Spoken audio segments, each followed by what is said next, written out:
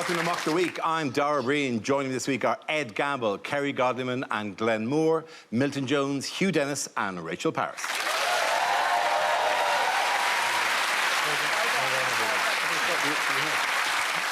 We start with a round called Picture of the Week. I show the panel a topical image and ask them to tell me what is happening. So what is going on here? Is this when your dealer's around the corner and you just can't wait? I think in that picture he is putting his left leg in, so I'm fairly sure he's doing the hokey cokey. You're thinking, I've just got to get home before the condom disintegrates. I don't think it's got anything to do with drugs. I think this is ventriloquist's dummy on run after escaping from suitcase. I'd be running scared as well if I was being chased by an invisible cyclist. Is it part of a regular race that he runs with other people around the Monopoly board sites in London? And you get £200 if you pass Gove.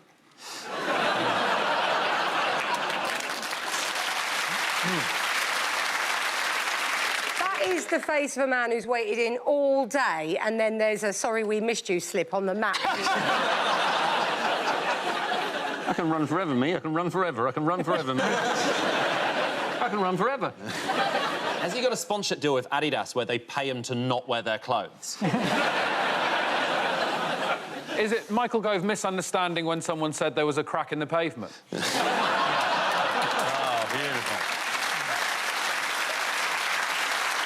And the actual answer is? This, Yes. I believe, Dara, Yes. is Michael Gove. It is. Thank you very much. Cheers, Michael Gove. Yes, this is Environment Secretary and Conservative leadership candidate Michael Gove enjoying a jog. This week, his leadership campaign ran into difficulty after he admitted to taking cocaine on several occasions whilst working as a journalist in the 1990s. He went on to describe his actions as a mistake. I find it inspiring. OK. I think if someone that stiff and posh-sounding who wears glasses can kick that coke habit, then so can I. Not enough people are looking at it as an inspiring story. Really, not enough people are seeing the positive No, in it. I can understand the disappointment because, I mean, he started that campaign of clean for the Queen, and I thought he was clean for the Queen, but it turns out he was just polluted for the suited and booted, and I find that I think it's quite clever what he's doing. He's basically making illegal drugs uncool one by one. Like, he said he doesn't done coke. Now, no one's ever going to do coke ever again. Yeah. If he said he stabbed someone in the 90s, we could end knife crime. He had a great time in ISIS. He loved his time in ISIS so much. I'm coming back right now. It made him the man he is. It made him the man he is, ISIS. He might look unlikely, but I'm sure this is going to escalate. I reckon by the time this is broadcast, he will have been revealed as H. From Steps? Yeah, from Steps, yeah. His flatmate was very shocked, wasn't he, when he found out about it? Because he was like, I don't know where he's fit it in, because he had a busy lifestyle. When did he fit in a coke habit? It was. But it's easy to fit in a bit of Charlie. I mean, it takes seconds, doesn't it? Like putting your wedding photos in an album. You never get it takes ages. You've got to paint a wall or put up a shelf. I don't know how he was given coke, because firstly, he's got to have been invited to a party, and secondly, someone has to have been cruel enough to give him a mirror. He doesn't look like he sniffed anything apart from his neighbour's knickers off the line.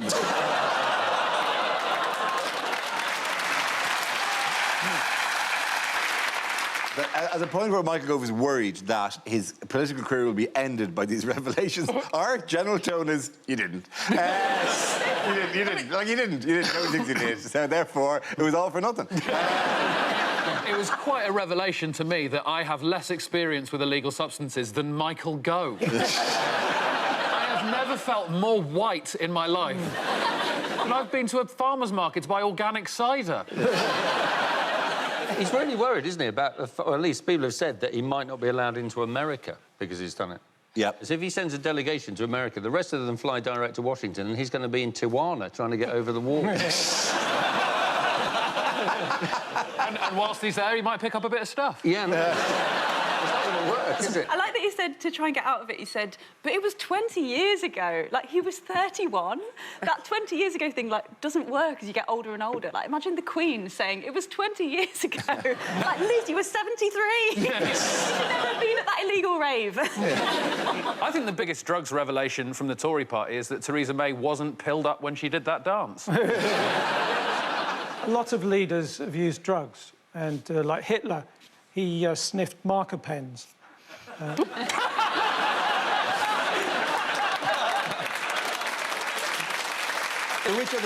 Who else is as in this? Andrea Leadsom, it was a headline. It's a bizarre. It's amazing when Andrea Leadsom, that was a headline, and went weed at university. You think, well, I hope she did. She was there for 3 years. Jeremy Hunt, of course, admitted to having a cannabis lassie in India, which he's admitted to taking drugs, but he's sticking within the broad Tory remit of blaming foreigners. Cannabis Lassie, or as he's better known, Scooby-Doo.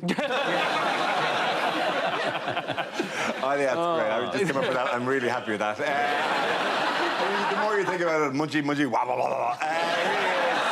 The dog is definitely on cannabis. Who took the opium? One of Opium, Rory Stewart took the opium. Yeah, Okay. but he didn't want to be impolite at a wedding. You know the way when the opium goes round at a wedding, No, one you doesn't don't want want to to, stand out. go, yeah. There's no way he is, did opium. At the very best, he has the glassy stare of a glue sniffer at a betting shop.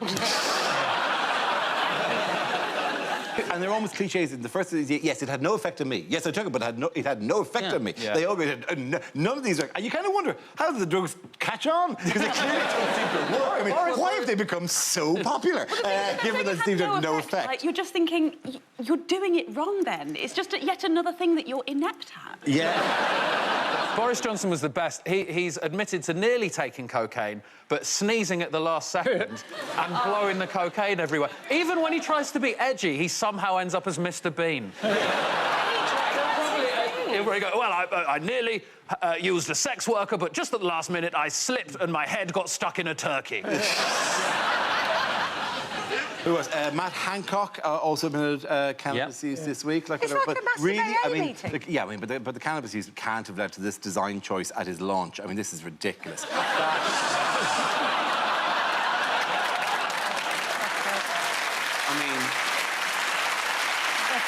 Because I think it's a reaction to Theresa May. Theresa May found it so difficult to admit to any kind of misbehaviour that now they're all trying to crowdsource the correct amount of misbehaviour and go with no cocaine, no cocaine, go back.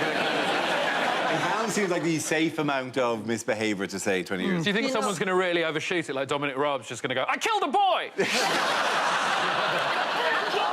At a podium, just finding a vein and going, can we finally have a mature... OK, in other news, what scandals have dogged Labour this week? Well, there was a guy called Peter Wilsman, is that right? Yeah. Who was on the NEC and he's 76. And he was accused of sort of sexual harassment, of sending texts to a much younger woman saying things like, I'm in my pyjamas. Sexy. Fortunately, he was so old he didn't know how to send a photo. So only good. I don't know the full tone of it, like whatever, but it does sound. I mean, there can't be any way in which this is an erotic thing to send to somebody. No, to go, that's how you get out of sex. You go, oh, I've got my pyjamas on. When you get over 70, that's what sexting is. Next it'll be, oh, I'm walking downstairs in my long nightshirt and funny hat. I'm holding a candle. Holding a candle. Does that make you randy? Oh, I'm just pouring out my Horlicks. I'm slowly ascending the stairs of my stand-up. He didn't get... I sent you a sound file of the engine of my stand-up. I'm rubbing the vapor rub all over my chest. I'm just filling up my hot water bottle. What is a good Labour chat-up line in the first place? Do you say something like that? Is that a communist manifesto in your pocket, or do you just have a weird square dick? OK, at the end of that round, the points go to Rachel, Hugh and Milton.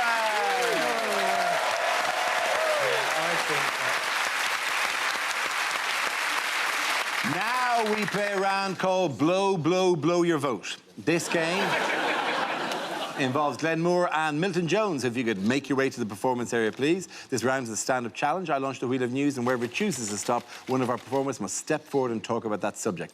OK, here we go. Let's spin the wheel. The first subject is domestic life. Who wants to go? Glenn. I've got two housemates, Sarah and Shalil. And it's not the Sarah and Shalil. I think a lot of people get excited when I say I lived with Sarah and Shalil. It's not the famous Sarah and Shalil you're probably thinking of. I think a lot of people think I'm talking about Sarah and Shalil from AQA's 2007 GCSE Maths exam question 3. No. You know, like Shalil had 5 apples and Sarah took away 3 of them. It's not them. It would be mad if it was. No, I like my housemates, but the problem is they've got way better jobs than me, and they always complain about those better jobs. Like, my housemate Sarah, she works at ITV, always complains about the fact she has to start work at 8 a.m. Like, I argued if she hated it so much, she's just changed department, work at ITV+1, start at 9. My housemate Shalil, on the other hand, has got a way better job than me, and it really bothers me because he's a lot more stupid than me. To put this into context, up until last year, he thought that the Rice Krispies characters were called Snap, Crackle and Paul, so he's a dick. My housemates are always keeping me up late at night, always playing really loud music, always playing Dizzy Rascal, or to give him his real name, Elizabeth Rascal, and I can't But we're just different people. Like, they're into really energetic, high-octane activities, and I'm not. They like things like paintballing. I don't really enjoy paintballing. I've never really enjoyed the violence of paintballing. I prefer to sit in the trenches and write poetry about the horrors of paintballing. Whereas they make fun of me for literally every activity I ever do. They once ripped the piss out of me because I queued up overnight to buy the final Harry Potter book, because apparently it's been out for years.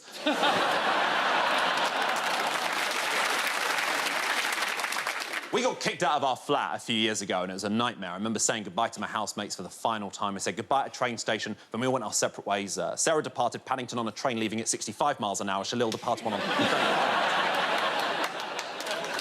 I thought it was just bad luck that I'd lived with people I didn't like. I'm an unlucky guy. I come from an unlucky family. Like my dad, for instance, unluckiest person I've ever met. Last year, he was travelling in an Uber for the first time, fell asleep for 1 minute, got given 1 star. That is bad luck. Uber said he was a bad driver, but that is bad luck. Thank you very much, Dan. That leaves us with Milton. Let's see what your topic is. Let's spin the wheel. And the topic is parenthood. Away you go, Milton. I went back to my parents' house the other day, looked into my neighbour's garden where I used to steal apples as a toddler. They didn't mind me stealing apples. It was dressing up as a toddler they thought was weird. I come from a family of auctioneers. There's my mum, my dad, my Uncle Philip, Auntie Eileen, my dying grandfather, going.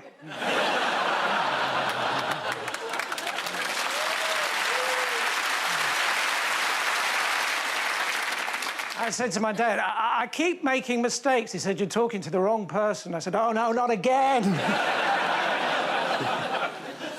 He said, well, it wasn't as bad as that Uber driver I had the other day. He fell asleep.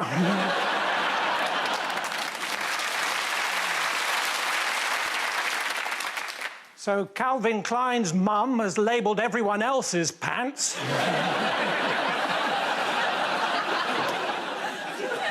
When my daughter was born, she had jaundice, so there she was, small, round and yellow. We called her Melanie.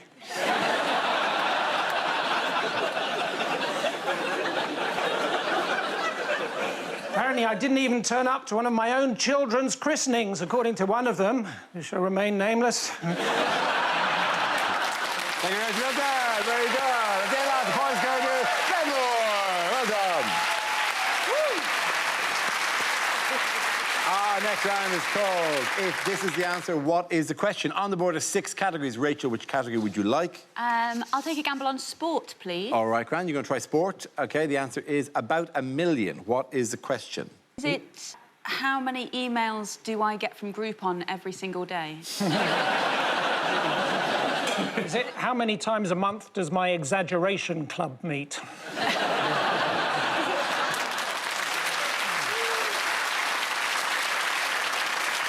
Is it how many things have I got to do today? I'll never fit that Coke in. No, Is it, since I was last on Mock the Week, how many tweets have I had about Love Island? Have you slept with anyone yet? Have you slept with anyone on the island Have I yet? slept with anyone on the island yet? Yeah. Yeah, why not? I'm just going to own it now. Yeah, I'm on Love Island and I commute to do Mock the Week. Have you seen that Twitter account that's a mixture of you and the guy? Yes, of course, I've seen Curtis Gamble 12. So good. Is it making you cross? Is it making me cross? Oh, only in the sense that the moment I wake up every day until the moment I go to bed is just an onslaught of social media about me being on fucking Love Island. Everyone's got to have a niche. It's not my niche! Is it the prize money in the new game show Who Wants to Be Approximately a Millionaire? Is it what ransom does, like, quite a relaxed kidnapper ask for? Is it whatever you can rustle up? Yeah. You know, I mean, I'm not picky about this, you know, like just a couple of bags worth. How many times has Diana Ross been phoned up by people trying to get Dinah Rod? The notion that Diana Ross answers her own phone, Diana Ross. Yes, Diana Ross. Yeah, no, I don't do drains, thank you. Is it how many people would my Uber driver have to mow down before I gave him anything less than 5 stars? Dara? Yes? How many times have I told you not to do that?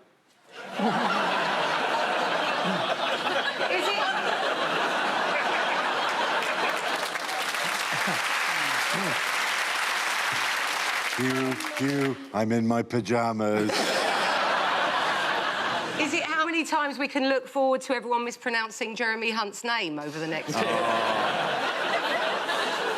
Is it when I have an evening to myself, how many steps does my watch say I've done? Is it how many decibels does the fox below my window orgasm at?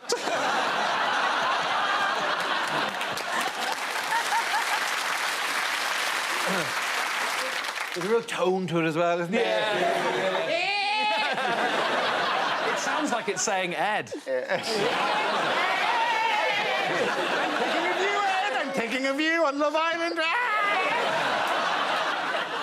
What's getting me over the line here?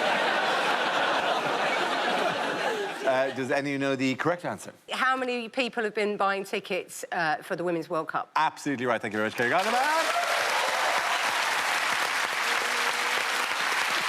Yes, the question I was looking for was how many tickets have been sold so far for the FIFA Women's World Cup? This is the news that the tournament kicked off during a busy time for sport that also includes the football's Nations League and the Cricket World Cup as well. Now, have you been following any or all of this? Yeah, I've been singing 3 lionesses on the shirt S's.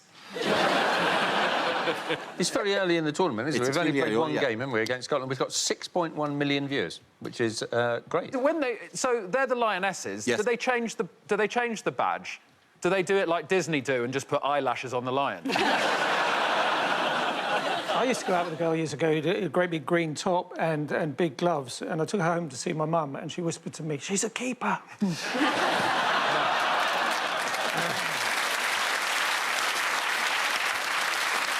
How has the women's manager, by the way, Phil Neville, been channeling Gareth Southgate? Who's Phil Neville? Phil Neville is the manager of the Lionesses. Okay. And Gareth Southgate is the manager of the men's team. Is Phil Neville allowed in the dressing room for the half-time team talk? Or does he have to be sort of like, we're doing a really good job? Look me in the eye and tell me you can't do better. Okay, right, you really need to improve. That's In quite fact, right. actually, are you going to talk about Lotus-Sport? No. Because I've got a note. Oh, OK. I don't think so.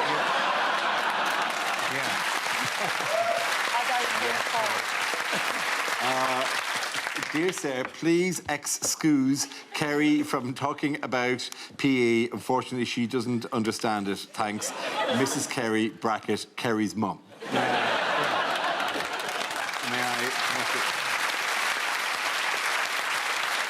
All right, Kerry, back to the hall.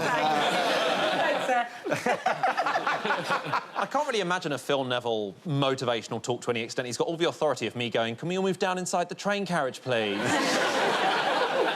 In what way, though, is he channeling... Is he wearing a waistcoat? Like, oh, this is a shot of him. I even thought, oh, that's very similar, isn't it, to the waistcoat that famously Gareth Southgate was wearing during last year's World Cup. It is very similar. That's how... Wow. It's kind of weird, isn't it? That's what it's like when you go bloke shopping. Yeah. It's all like that. Kerry, Look around. I look like the opposite of that. Like the polar inverse. You look like a graphic designer on the way to a funeral.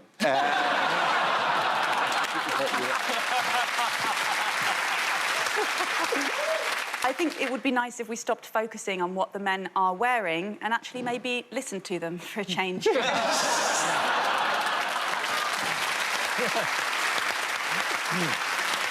They wouldn't be dressing like that if they didn't want us to look at them, all right? Just look at They know we're looking. They know we're looking. I suppose you think a waistcoat is provocative. Oh, you're saying it's a bit saucy. It goes in and out in the right places. Let's see arms. They are wearing that waistcoat for themselves. Yeah, but where's that tie pointing? Yeah. They know what they're doing. Saucy minxes. Oh, it feels good to objectify Phil Neville. In other news, what did someone find in their punnet of raspberries at a Sainsbury's in Basildon this week? A lizard. A lizard! A gecko! A tiny lizard was found. Look, there he is. Oh, I love geckos' hands. They're great, aren't they? They're they're really... Jazz hands. He's going on the lucky one, really. My brother's in the jam. I feel like somewhere there's a mob boss telling his henchmen, you need to make the warnings less weird. Sainsbury's really pushing their taste the difference rate. I think the headline in the Daily Mail was illegal immigrant found stowed in potential British coolie. That scene in Titanic where Jack and Rose have sex in the car. It's like a gecko stag do. Oh, right, hang on. So the other geckos stuck him in. Yeah, they're like Luke Gary in the punnet. Where are Gary's now? I mean, it does feel like that they should. I mean, in that situation, would you ask for help, or would you just go magic gecko? The gecko must be about 30 or 40 quid. You know, it's got to be. Punnet of raspberries, £3 tops. I mean, you're totally coming out the way. You've totally come out with a gecko. Oh, yeah. And but you know, if you alert the staff, they're going to take the gecko off. You're like, no, there isn't an unexpected item in the bag in area. Literally, it is literally the situation for which that phrase was invented. There is a gecko in the baggie. Do you think he is one of the ingredients of a Black Forest gecko?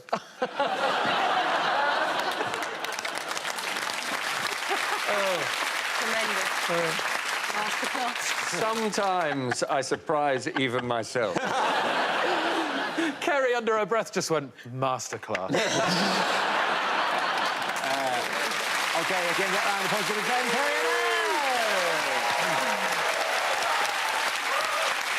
Now we come to scenes we'd like to see. So if everyone can make their way over to the performance area, I'll read out this week's topics, then we'll see what our panellists can come up with. OK, here we go. The first subject is unlikely things for a sports commentator to say. Wimbledon, day 3. Still not seen one fucking womble. Pass, pass, pass, another pass. Sorry, I'm on Tinder.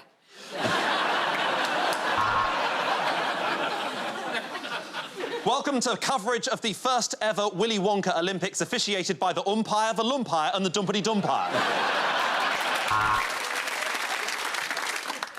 Oh, and that's some excellent curling. I have never seen a dog take a shit like that before. And that was 9.6 seconds! Sorry, darling.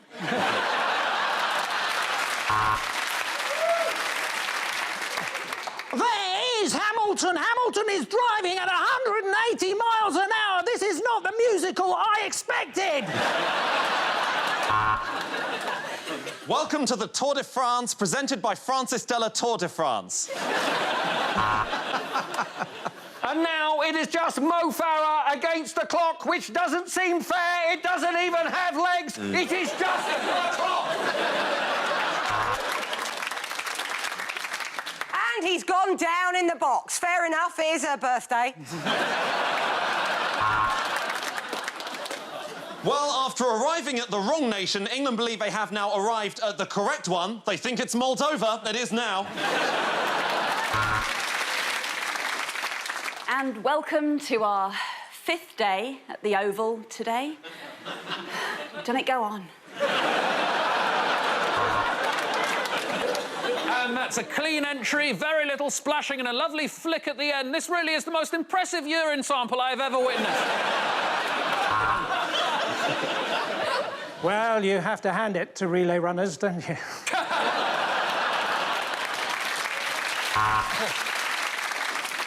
Oh, the parachute has failed to open at 300 metres, and you can't make mistakes like that at this level. Oh, this is the campest Grand National I've ever seen. Oh, sorry, it's the dressage. Has that crossed the line? She's calling HR, so I think it did.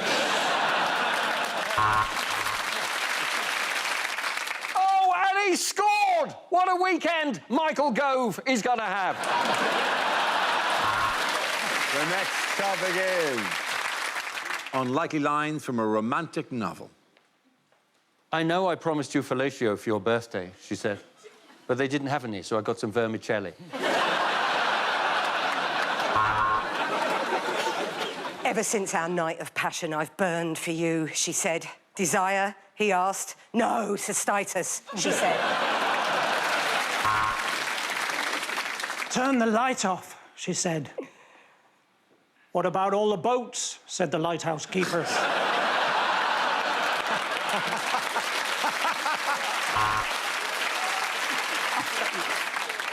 I'm not the most sexually minded man, George told her, and I know that the average man supposedly thinks about sex every dick sucking. 6 seconds.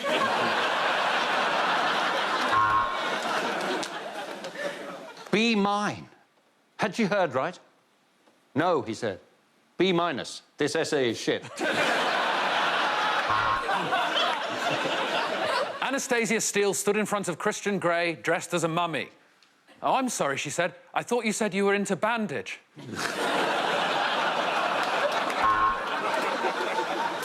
She'd never forget his first words to her. Cheer up, love, might never happen.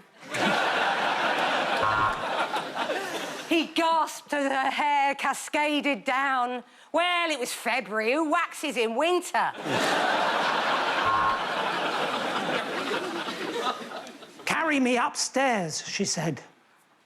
I'd rather not, said the lighthouse keeper.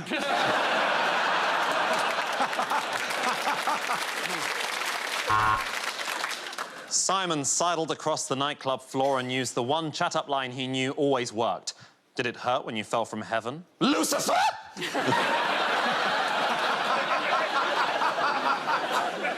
He was literally perfect in every way, as far as she could tell from the dick pic. He took off her top and did what makes all the girls go crazy. Honk, honk!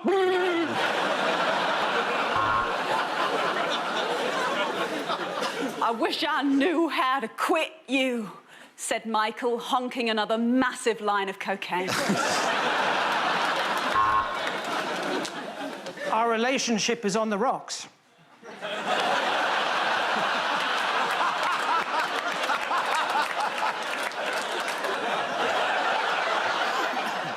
That's inevitable, said the lighthouse keeper.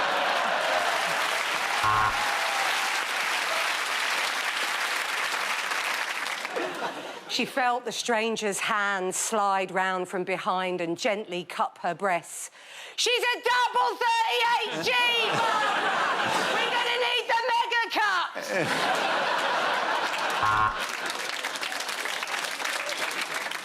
I am with child, she said.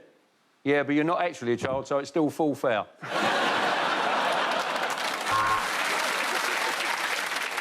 He stood before her almost naked and slowly reached down. No, she whispered. Leave your socks on. Molly was stunned as she reached into the bucket of popcorn next to her and grasped a big handful of her boyfriend's penis. After all, she'd gone to the cinema alone. At that moment, she knew, with butterflies in her stomach, that she was banned from the London Zoo Butterfly House. At the end of that, the points winner, Glen, Kerry it is!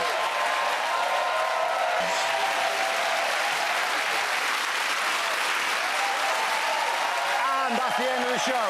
This week's winners are Ed Gamble, Kerry Godliman and Glen Moore. Commiserations to Milton Jones, Hugh Dennis and Rachel Parris.